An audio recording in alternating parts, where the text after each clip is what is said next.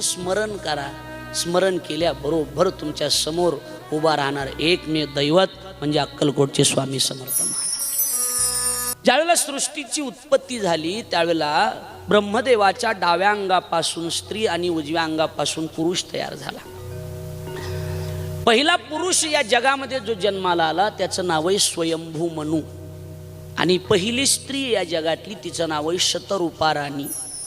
स्वयंभू मनू आणि शतरूपा राणी या दोघांचं लग्न झालं. या दोघांच्या पोटी 3 मुली आणि 2 मुलं जन्माला आले. 3 मुली जन्माला आल्या. पहिल्या मुलीचं नाव देव होती, दुसऱ्या मुलीचं नाव आकुती आणि तिसऱ्या मुलीचं नाव आहे प्रसूती. 2 मुलं झाले. पहिल्या मुलाचं नाव प्रियव्रत आणि दुसऱ्या मुलाचं नाव आहे उत्तानपाद. जगातली सृष्टीची सुरुवात सांगतोय मी. सृष्टीची सुरुवात पहिला मुलगा उत्तानपाद, दुसरा मुलगा प्रियव्रत आणि मुली किती?